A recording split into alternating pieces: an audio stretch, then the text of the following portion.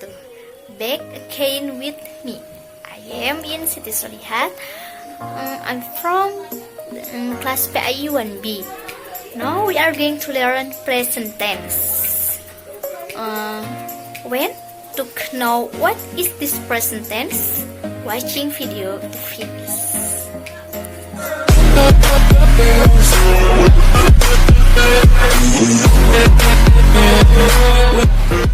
Kita harus belajar simple present tense karena simple present tense ini merupakan grammar dasar dalam bahasa Inggris. Look at this. A Muslim must worship Allah. He reads the Quran every day. Dari kalimat di atas ada dua perbedaan, yaitu dalam kata kerjanya. Worships dan reads. Ada tambahan s karena subjek he, she, dan it harus ditambahkan s. Begitu pula dengan kata a Muslim yang artinya seorang muslim. Bisa dikatakan seorang laki-laki atau dikatakan seorang perempuan. Kata gantinya yaitu he atau pembahasan lain. Kita pahami dulu tentang pronouns atau kata ganti. Kata ganti he memiliki makna dia laki-laki, misalnya nama Fikri, atau kata sebutan seperti my father. She memiliki makna dia perempuan, misalnya kata Nisa, atau kata sebutan seperti my mother. Terus seterusnya it, kata ganti benda atau binatang, satu atau seekor, misalnya kata mouse. Pronouns ini di dalam kalimat simple present, verbnya biasanya ditambahkan es atau s.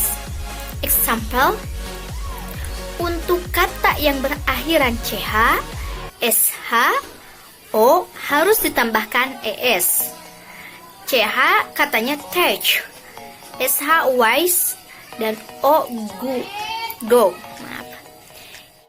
Example, untuk kata kerja yang berakhiran ch, sh, o harus ditambahkan is. Contoh katanya itu dari ch, touch, sh was, or go.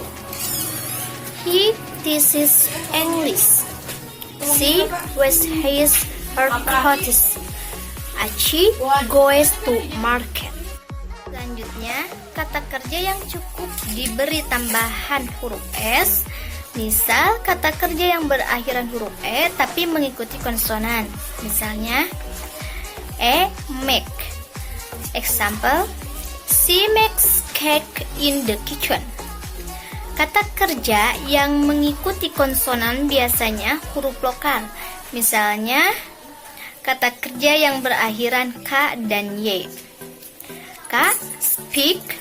She speaks Arabic. Y, play. Arya play marbles. Y, satu lagi, study. Ria studies science. Nah, untuk kata yang terakhir ini, yang berakhiran y mengikuti konsonan lain. Huruf y-nya untuk kata kerja ini digantikan dengan huruf e. Sekarang bagaimana cara membuat kalimat tanya dalam simple present tense? Example, do you speak English? Do you see accomplish housework? Nah, dari kedua kalimat di atas, ada satu kalimat yang mempunyai kesalahan, yaitu terdapat pada kalimat kedua. Kesalahannya terdapat pada kata kerja. Di dalam kalimat tanya, kata kerja itu tidak boleh ditambahkan s, tapi harus menggunakan kata kerja awal atau asli. Maka dari itu, huruf e dan s di sini harus dihilangkan. Dalam kalimat tanya, simple past tense membutuhkan kata bantu yaitu do dan does.